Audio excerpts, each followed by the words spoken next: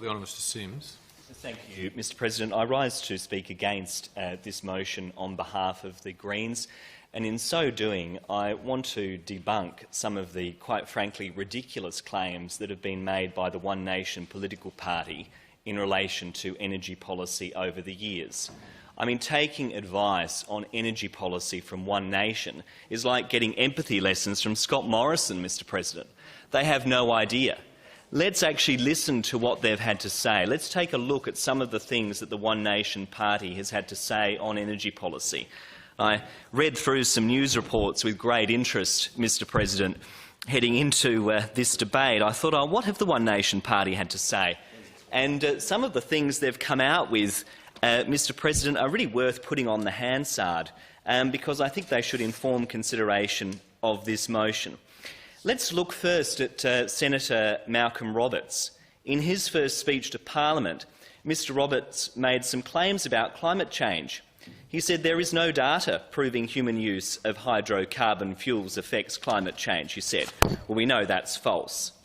But he also went on to say the 1930s and 40s were warmer than the current decades. The original records are, after all, the data has been corrupted, Mr President.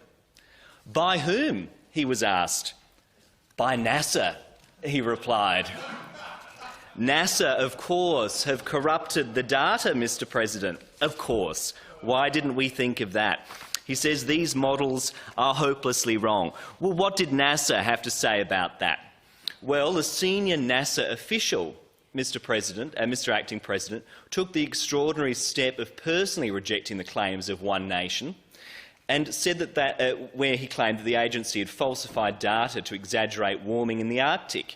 Gavin Smith, director of NASA's Institute for Space Studies, said Senator Roberts was mistaken in his assertion that the US agency had removed Arctic data to mask warming in the 1940s.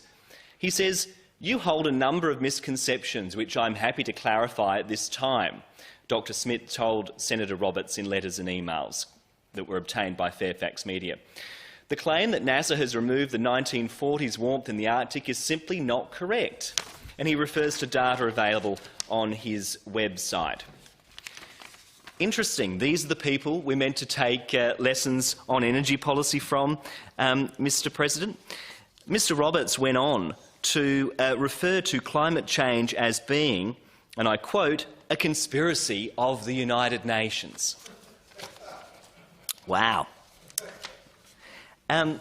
He made some other really unusual claims here too, Mr President, and this is really worth noting. He wrote a letter to the then former Australian Prime Minister Julia Gillard in relation to the carbon tax. This is a good one, Mr President, and I think it's worth putting on the public record.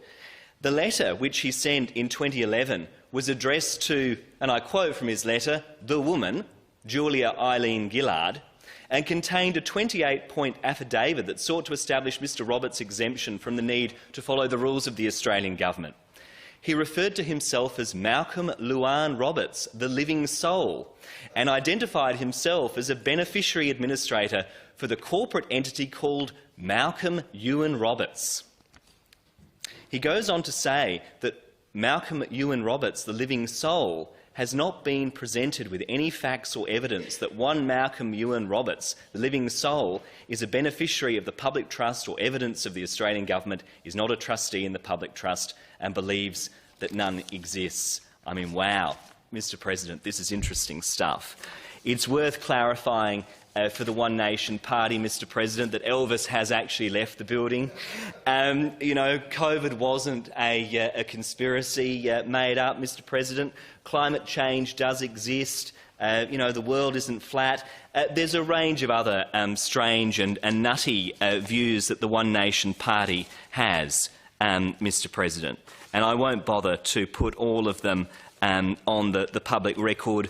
We know that they peddle lies and misinformation, not only in relation to energy policy, but in relation to vulnerable people, queer people, people of colour and a range of other groups. That's the One Nation party's MO in our parliament.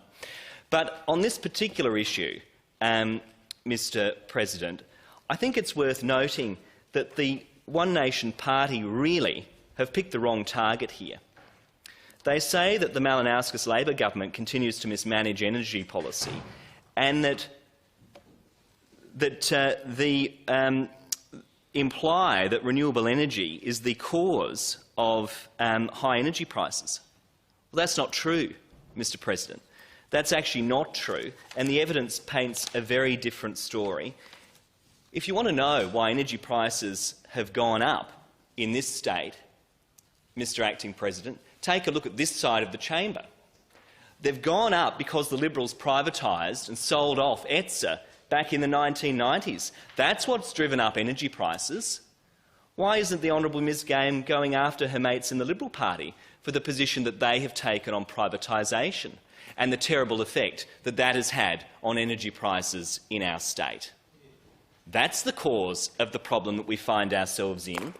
That's the problem that we face here in our state. But for reasons unbeknownst to me, Mr. President, One Nation is running a protection racket for the Liberal Party on that issue. They are not to be believed on energy policy, Mr. Acting President. They peddle lies and misinformation, and this motion should be dismissed.